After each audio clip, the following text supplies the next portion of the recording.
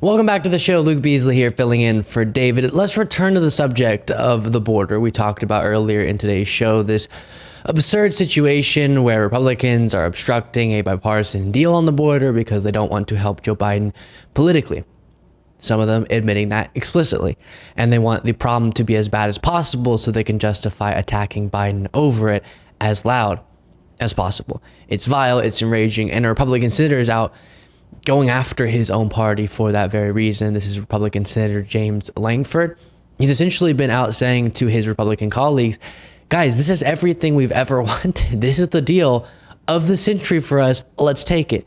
And he appeared on Fox News to speak out about this. Super interesting. Here's the first clip. Senator Mike Lee said, not only does he say he needs 3 weeks to read through it, he said no self-respecting senator should agree to vote on a 370-page bill this week. Any 41 senators can prevent the bill from proceeding. If you agree that senators should have this bill for at least a few weeks, and certainly more than a few days before voting on it, say so. You understand where he's coming from, right? Don't you guys have a procedural vote this week? And you're going to vote on the bill by the end of the week? So we actually have this bill came out yesterday, Sunday. The first procedural vote is Wednesday, and that procedural vote is literally just open it up to be able to go through it and to be able to say, are we going to debate it this week? That's what Senator Lee is actually talking about. It's interesting that he said he's already opposed to it. He needs 3 weeks to be able to read it, but he's already opposed to it. Again, people have got to be able to read it, go through it themselves. Don't just go off a Facebook post somewhere what the bill says. This dramatically changes asylum. It dramatically changes deportations. We no longer have a 10-year backlog. It builds more wall. Those are the key things that it actually does. But read it for yourselves. Don't just believe what's online. Yeah, it's an interesting point. You have someone like Mike Lee making two seemingly contradictory points. The first being, I'm opposed to it. The second being, how can we vote on it if we haven't had time to read it? If you need time to read it, why are you already opposed to it? And the reason is because they don't need to know what's in it.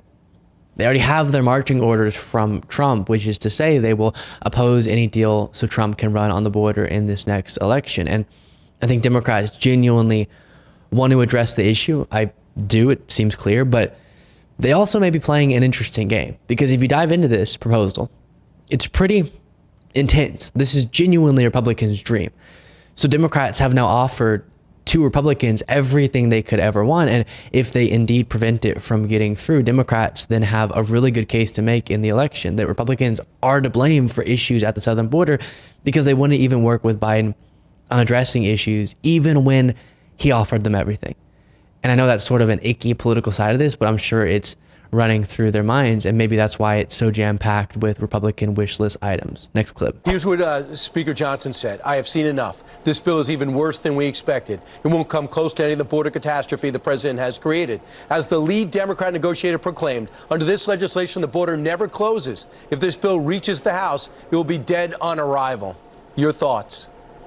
Yeah, unfortunate that he would step out and be able to say that right away before, obviously, he had had a chance to be able to read it as well and to be able to go through it. The key aspect of this, again, is are we as Republicans going to have press conferences and complain the border's bad and then intentionally leave it open? After the worst month in American history in December, now we've got to actually determine, are we going to just complain about things, or are we going to actually address and to change as many things as we can? If we have the shot, and it's amazing to me, if I go back 2 months ago and say we had the shot under a Democrat president to dramatically increase detention beds, deportation flights, lock down the border, to be able to change the asylum laws, to be able to accelerate the process, no one would have believed it. And now no one actually wants to be able to fix it and says, I don't want to even debate it. I don't want to discuss it.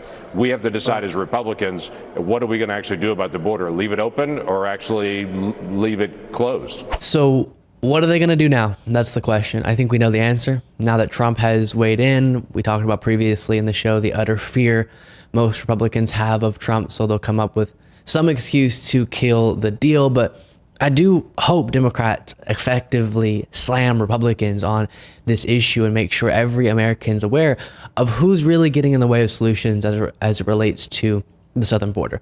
It's been wonderful being with you all on this Monday. Again, you can find me at Luke Beasley on YouTube. Podcast listeners, just search my name wherever you get your podcast. David will be back tomorrow, and I hope you all have a wonderful week.